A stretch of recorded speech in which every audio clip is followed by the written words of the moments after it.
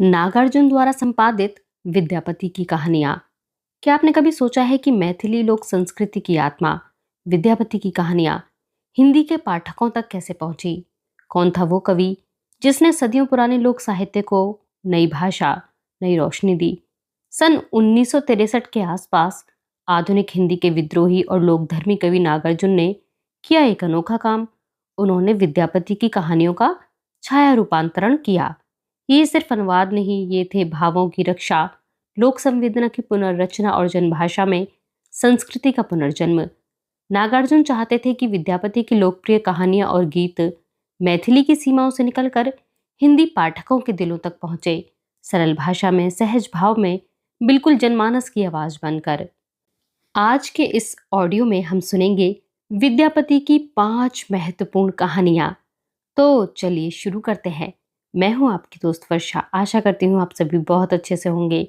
अगर आप मुझे पहली बार सुन रहे हैं तो हमारे चैनल को सब्सक्राइब करना, हमारी वीडियोस को लाइक करना, शेयर करना बिल्कुल भी ना भूलें।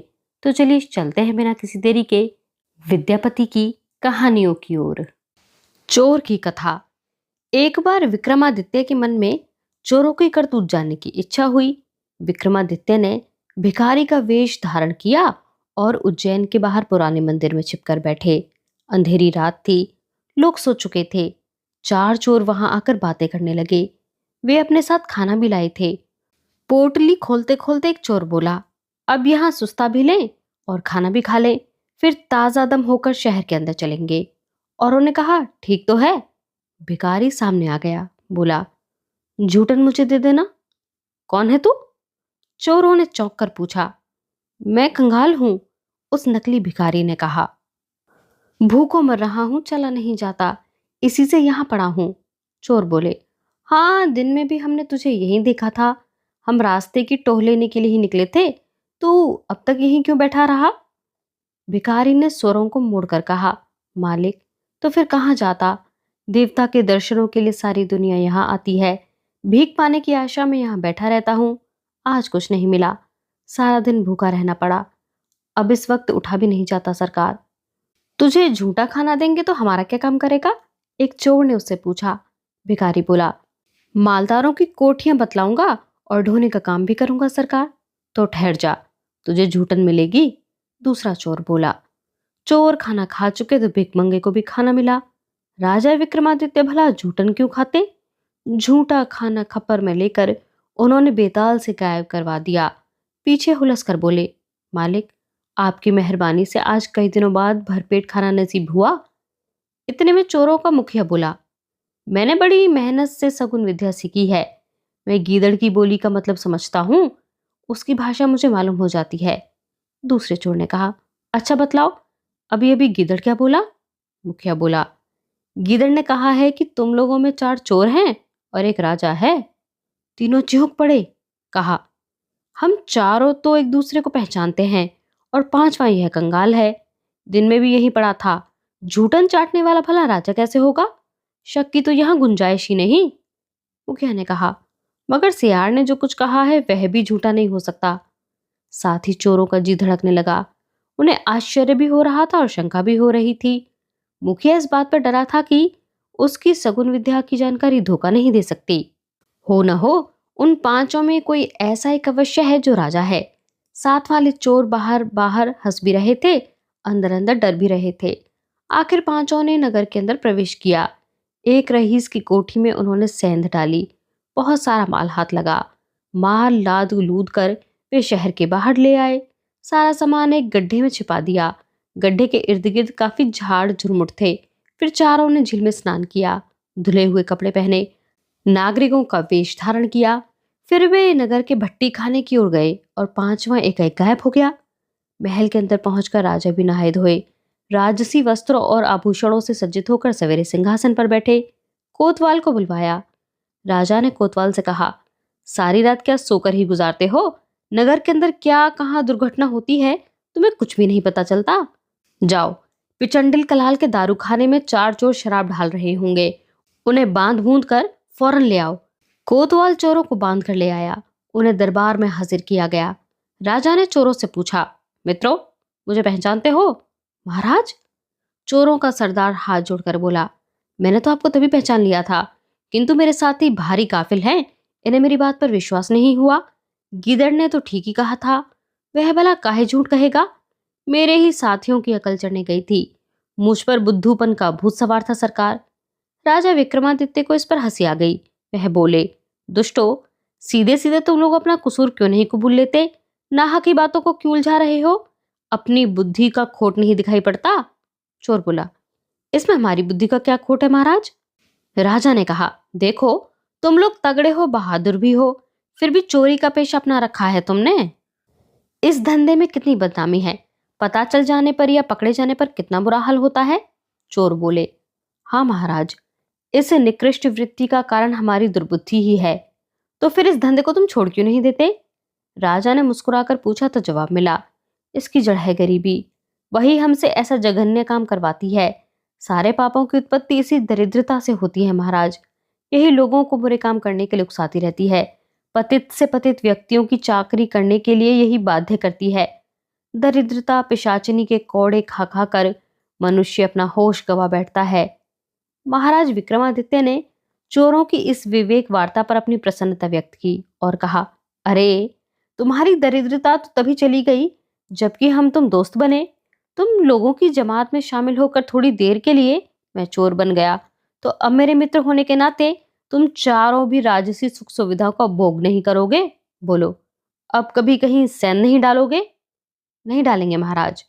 नहीं डालोगे। राजा को बार बार हंसी आ रही थी। वह बार बार चोरों की ओर देखते जा रहे थे।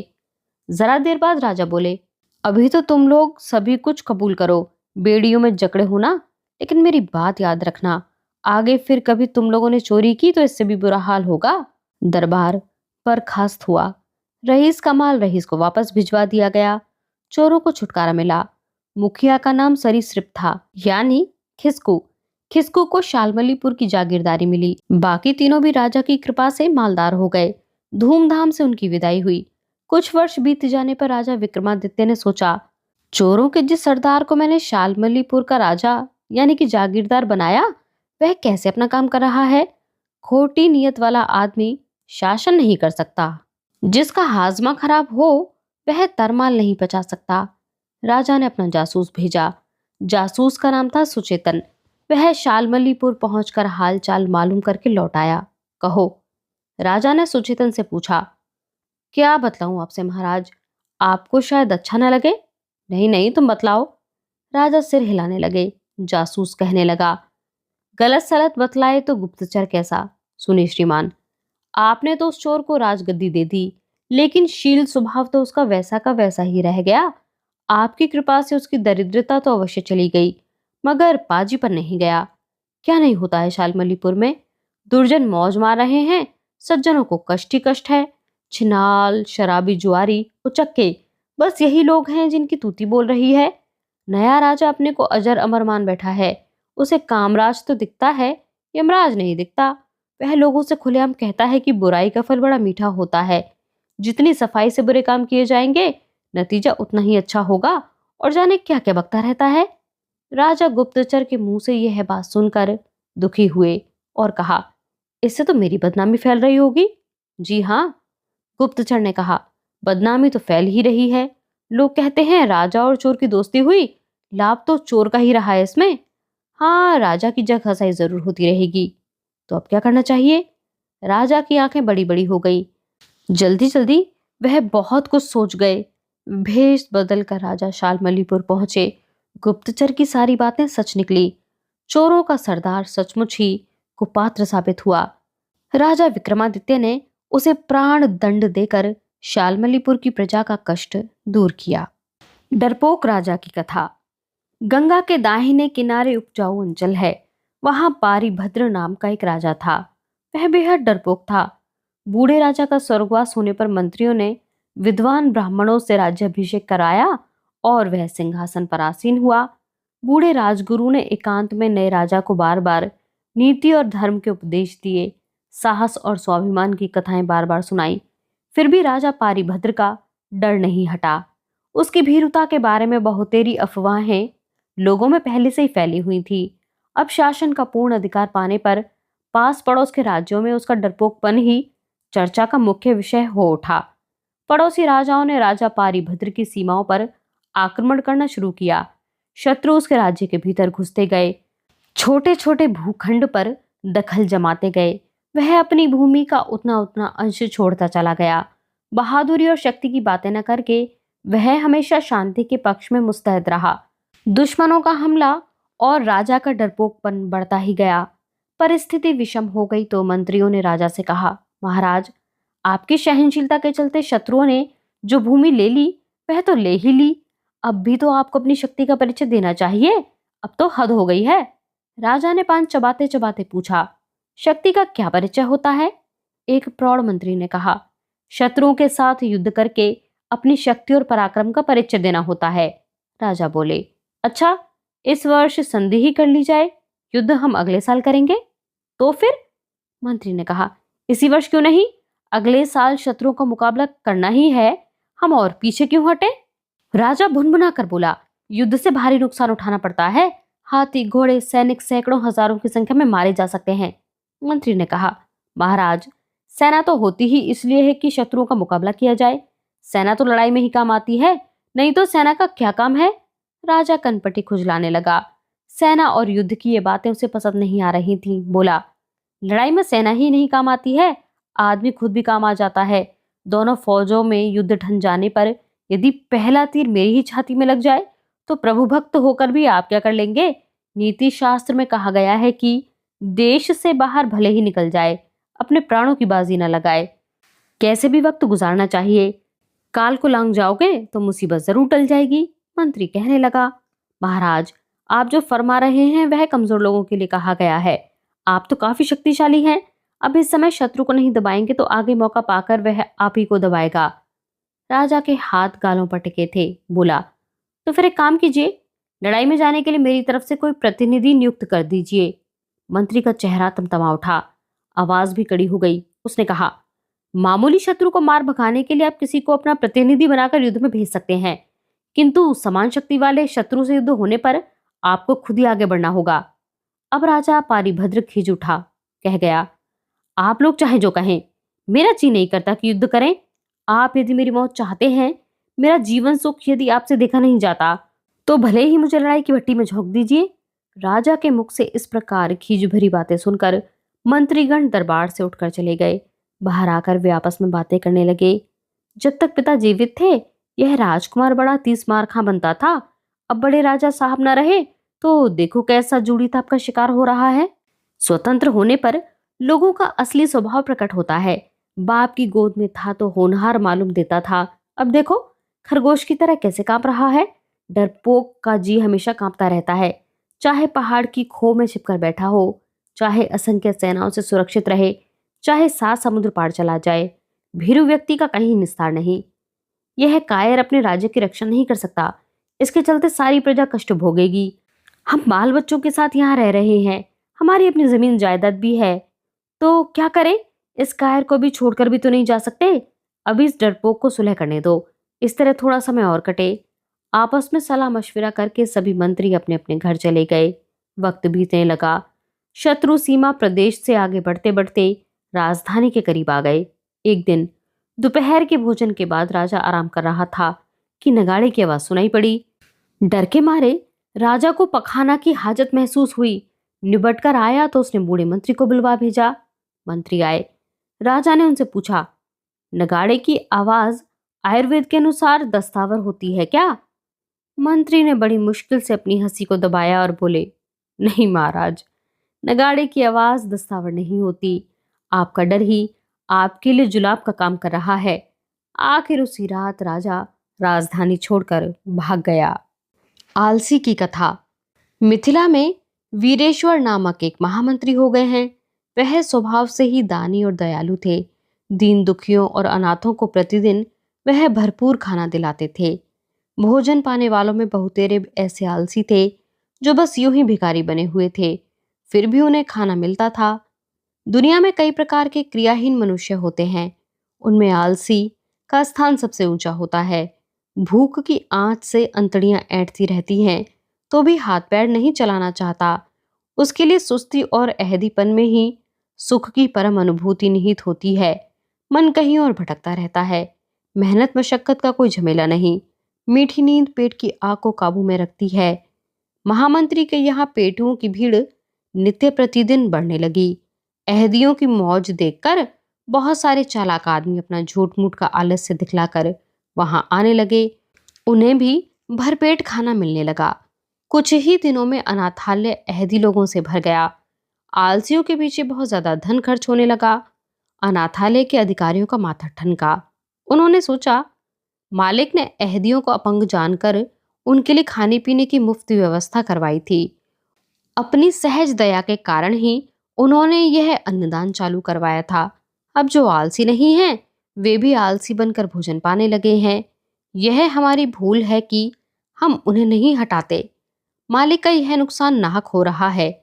हमें सच्चे अहदियों की जांच करनी होगी। यूं ही झूठ मूठ के मुफ्तखोरों को बाहर निकालना पड़ेगा।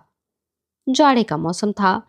रात को अनाथालय के सभी अहदी सो चुके थे। अधिकारियों ने उन कुटीरों में आग लगवा दी। जलने के डर से फुर्तीले लोग भाग खड़े हुए। उनके पीछे वे भी भागे जो पूरे आलसी नहीं थे। बस 4 आदमी नहीं भागे। वे रजाई ओढ़कर लेटे हुए थे। शोरगुल सुनकर उनमें से जरा सा एक सुगबुग आया।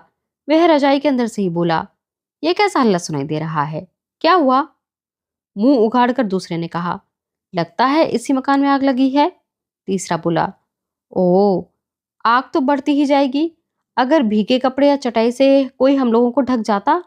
चौथे ने कहा, क्या बकबक मचा रखी है, चुपचाप पड़े क्यों नहीं रहते? अहदी भवन के अधिकारियों को इन चारों के बारे में बतलाया गया। उनके आदेश से चारों अहदियों को खींच पकड़कर बाहर लाया गया। इस प्रकार उनके प्राणों की रक्षा की गई। उन महा आलसियों को महामंत्री के सामने हाजिर किया गया। महामंत्री जी का हुक्म हुआ, इन्हें अब पहले से भी अधिक खाद्य वस्तुएं दी जाएं। कंजूस की कहानी। मथुरा में एक बनिया रहता था। नाम था गुप्तधन। उद्योग धंधे में उसे लाभ ही लाभ होता गया, लेकिन था वह भारी कंजूस। जैसे जैसे उसकी संपदा बढ़ती गई, उसकी कंजूसी वैसे वैसे बढ़ती गई। एक बार अकाल की संभावना देखकर वह सोचने लगा, अन्न संकट के दिनों में घर वाले तो नहीं मानेंगे, उन्हें कौन मना करेगा? सारा धन भूख की आग में जल जलाकर राख हो जाएगा। वह दृश्य मुझसे कैसे देखा जाएगा? मैं तो खून की कह करके मर जाऊंगा। ऐसा नहीं होने दूंगा मैं। अभी से संभल जाना चाहिए। धन को ऐसी जगह छिपा के रख दूं कि जहां किसी की निगाह न जाए। बनिए ने धीरे धीरे सारा सामान सोने के टुकड़ों में बदलवा लिया और उन्हें छिपाता गया। अन्न संकट के दिन आए। उसके बाल बच्चे दाने दाने को तरसने लगे, मगर उसका दिल नहीं पसीजा। भूख के मारे घर वाले कमजोर पड़ने लगे। उनकी पसलियां निकल आईं और वे मरियल दिखने लगे। परिवार में रोगों का प्रवेश हुआ। घर की औरतों ने रो रो कर बनिए को समझाया, वह टस से मस नहीं हुआ। उसने दमड़ी तक नहीं निकाली। माँ बाप, बेटे बेटियां, स्त्री अन्न के अभाव में सभी चल बसे। बनिया अब भी पेट भर नहीं खाता था, अब भी सूख कर कांटा हो गया। आगे चलकर उसने अपना खाना और भी कम कर दिया। अब वह ज्यादातर भूखा ही रहने लगा। पड़ोसियों को नागवार गुजरा तो एक दिन वे उसे समझाने आए, अरे सेठ जी, अब अपनी जान तो बचा लो, कम से कम इतना तो करो। गुप्त धन बोला, आप लोग अपना अपना काम कीजिए, मैं दूध पीता बच्चा थोड़े ही हूं कि इस तरह समझाने आए हैं। पड़ोसी खींच कर बोले, साथ तो कुछ जाएगा नहीं, तुम्हारा सारा धन राजा के खजाने में जमा होगा या फिर चोर ले जाएगा। पड़ोसियों की बात सुनकर बनिया खांसने लगा। खांसते खांसते मुस्कुराया। उसके पोपले गाल क्षण भर के लिए अपनी सिकुड़न खोकर चमक उठे। आंखों के गहरे कोए पुतलियों की हल्की टिमटिमाहट में जगमगाने लगे। वह बोला, बुद्धू का ही धन कोई दूसरा हड़प लेता है। मैं अपनी संपदा गले में बांध कर साथ ले जाऊंगा। मैं यूं ही नहीं मरूंगा। आखिर वह दिन भी आया। बनिया मरने के लिए गंगा के किनारे गया। किनारे एक नाव दिखाई पड़ी। मल्लाह पानी में से नाव उलीच रहा था। बनिए ने उससे कहा, भाई तू मेरा एक काम कर। नाविक ने कड़ी आवाज में कहा, मुफ्त की सैर नहीं कराऊंगा, चल चल। बड़े आए हैं नाव पर बैठकर मौज मनाने वाले। बनिए से बोला नहीं जा रहा था। मरियल के मुंह से अपना कान सटा दोगे तभी तो बात समझ में आएगी। उसने दोनों हाथ जोड़कर प्रार्थना की मुद्रा में नाविक को पास बुलाया। मल्लाह का हृदय द्रवित हुआ। नाव से उतरकर किनारे की बारू पर आया। गर्दन आगे बढ़ाकर उसने अपना एक कान बनिए की तरफ बढ़ा दिया। भाई, बनिया बोला, मेरे प्राण बड़े संकट में हैं, निकल ही नहीं रहे हैं। तुम मुझे नाव पर बैठाकर मझधार में ले चलो और अथाह जल में डुबो दो मुझको। इसकी मजदूरी बल्कि पहले ही ले लो। निकालो। क्या देते हो? नाविक बोला। बनिए ने थैली में से सोने का एक छोटा सा टुकड़ा निकाला। कंजूस की हथेली पर सोने का वह टुकड़ा चमक रहा था। कंजूस उस टुकड़े को ललचाई निगाहों से देखता रहा। फिर उसने थैली का मुंह खोलकर उसमें झांका। थैली में बहुत सारे स्वर्ण खंड थे। उनकी चमक बनिए की आंखों को शीतल अंजन जैसी लगी। वह विवल होकर बोला, सुनो भाई नाविक, सोने के ये सारे टुकड़े बेहद चमक रहे हैं। सभी तपे तपाए हैं, खालिस सोना है। इसमें से एक भी टुकड़ा देने लायक नहीं है। तुम ऐसा करो कि मुझे यूं ही नाव पर बैठा लो, मंझधार में ले जाकर छोड़ दो मुझको। तुमको बड़ा पुण्य होगा। सोने का टुकड़ा लेकर क्या करोगे? यूं ही मुझे गंगा की धारा में डुबाकर बहुत बहुत पुण्य हासिल कर लो। मल्लाह को बड़ी खुशी हुई। लगा कि भाग्य का देवता सामने एक अपरिचित मरियल बूढ़े के गले से लटकती हुई उस थैली के अंदर मुस्कुरा रहा है। अपनी प्रसन्नता को छिपाकर वह बोला, आओ, तुम तो चढ़ नहीं पाओगे, मैं तुम्हें नाव पर बैठा दूं। नाव पर बैठाकर नाविक बनिए को बीच गंगा में ले गया। जय गंगा मैया की। कंजूस को उठाकर मल्लाह ने धारा में डाल दिया। उसने बनिए की टांग में पीछे से पतली मजबूत डोरी उलझा रखी थी। उस डोरी के सहारे मल्लाह ने डूबी लाश निकाल ली। मरे हुए बनिए के गले से बंधी थैली खोलकर लाश को उसने धारा में बहा दिया। थैली में सोने के बहुत सारे टुकड़े थे। उन्हें पाकर नाविक कृतकृत्य हो गया। गदगद होकर उसने सोने का एक बड़ा सा टुकड़ा नाव के नीचे धारा में छोड़ दिया। दोनों हाथ जोड़कर बोला, जय गंगा मैया, मैं इतना सोना लेकर क्या करूंगा? उसकी आंखें गीली हो आईं। युद्धवीर की कहानी। मिथिला के महाराज नामदेव का पुत्र मल्लदेव सिंह की तरह पराक्रमी था। अपनी बहादुरी के प्रतिमान स्थापित करने के लिए वह हमेशा सोचता ही रहता। एक बार उसके जी में आया कि अपने पिता के राज्य का उत्तराधिकार तो मुझे मिलेगा ही, मगर यह तो स्वयं मेरे द्वारा अर्जित संपत्ति न होगी। जो संपदा अपने बाहुबल से हासिल की न गई हो, उसमें मेरा क्या? वह पुत्र क्या जो अपनी बहादुरी से पिता को प्रसन्न न कर पाए? कुमार चुपचाप अपने पिता की राजधानी से निकल गया। वह कन्नौज पहुंचा। महाराज जयचंद्र के दरबार में हाजिर हुआ। राजा ने उसे सम्मान पूर्वक अपना मुसाहिब बना लिया। कुमार मल्लदेव अपनी सेवाओं के बल पर धीरे धीरे राजा की निगाहों पर चढ़ गया। एक बार मल्लदेव को अपने सम्मान में कुछ कमी महसूस हुई। उसने फौरन राजा से निवेदन किया, महाराज, मैं आपका नाम सुनकर यहाँ आया था, अब अन्यत्र जा रहा हूँ। क्या बात है? राजा ने पूछा। मल्लदेव बोला, राजन, यहाँ तो अपनी बहादुरी के सबूत देने का कोई मौका ही नहीं मिलेगा। आपके दरबार में गप्पी लोग भरे पड़े हैं। मेरा तो दम घुटता है। यहाँ रहूंगा तो मुझे यक्षमा की बीमारी हो जाएगी। अब मैं वहां जाऊंगा जहां हथियार दिखाई पड़ेंगे, जहां नगाड़े की आवाज सुनाई देगी, जहां युद्ध का माहौल होगा। यहाँ क्या है? राजा जयचंद ने मुस्कुराकर कहा, समुद्र के किनारे तक जितने भी देश हैं और उनके राजा हमारे अधीन हैं, हमें उनसे कर मिलता है। कौन हमारा सामना करेगा? किसमें इतनी हिम्मत है? हवा के साथ तो युद्ध नहीं होगा। युद्ध के लिए सामने भी तो कोई प्रतिद्वंदी होना चाहिए। मल्लदेव बोला, विजय सुख ही राज्य का नतीजा होता है, लेकिन युद्ध के बिना विजय का सुख मिले तो कैसे मिले? अब मैं दूसरी जगह जाता हूँ। आशा है आप लोग खुशी खुशी मुझे आज्ञा देंगे। मैं जिस राजा के राज्य में रहूंगा वही आपका सामना करने को तैयार हो जाएगा। राजा जयचंद को गुस्सा आ गया। अरे वाह, छोटे मुंह बड़ी बात। किस घमंड में भूला है तू? जा, तेरा जहां जी चाहे, तू जिधर जाएगा मेरी फौज भी उधर ही कूच करेगी। मल्लदेव चुपचाप निकल गया। वह राजा चिक्कौर की राजधानी में जा पहुंचा। महाराज जयचंद तक यह खबर पहुंची। उसने कुछ ही दिनों के अंदर चिक्कौर की राजधानी पर चढ़ाई कर दी। राजा चिक्कौर ने अपने मंत्रियों से राय ली। अपने पास उतनी फौज नहीं है जो कन्नौज की सेना का सामना कर सके। क्या किया जाए? मंत्रियों ने सलाह दी, राजन, महाराज जयचंद आपसे कई गुना अधिक तगड़े हैं। सामना तो उनका हम क्या करेंगे? हाँ, किले का फाटक बंद करके चुपचाप अंदर पड़े रहें। अपने पास इतना धन भी तो नहीं कि जिसके सहारे समझौता कर लिया जाए। जयचंद के डर से राजा चिक्कौर भागने पर आमादा था। मल्लदेव ने उससे कहा, आप भागने की फिक्र ना करें। महाराज जयचंद आपसे लड़ने नहीं आए हैं। उनकी इस चढ़ाई का कारण कुछ और है। फिर चिक्कौर को मल्लदेव ने सारी बात कह दी। चिक्कौर ने कहा, तो अभी हम क्या करें? मल्लदेव ने कहा, मैं अकेला ही उनके सैनिकों का सामना करूंगा। आप किले की बुर्जी पर खड़े होकर दूर से युद्ध का तमाशा देखिए। चिक्कौर ने जानना चाहा, इतनी बड़ी फौज से तुम अकेले कैसे लड़ोगे?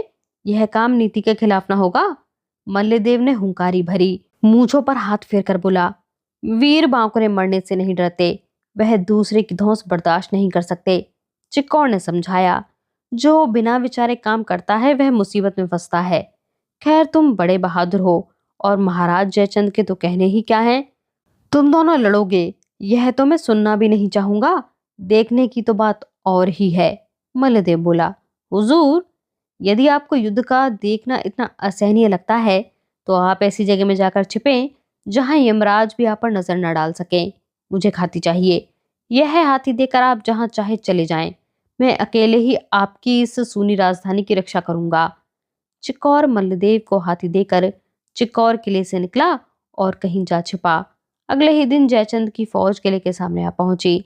मल्लदेव सजे हुए हाथी पर चढ़कर जयचंद के सामने जा डटा।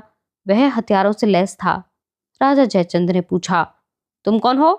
मल्लदेव ने कहा, मैं आपका पुराना प्रतिद्वंदी हूं, वही प्रतिद्वंदी जिसे लोग मल्लदेव कहते हैं।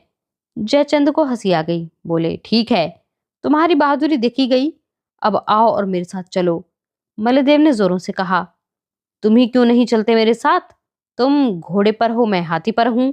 यह युद्ध का समय है, बात बनाने से काम नहीं चलेगा।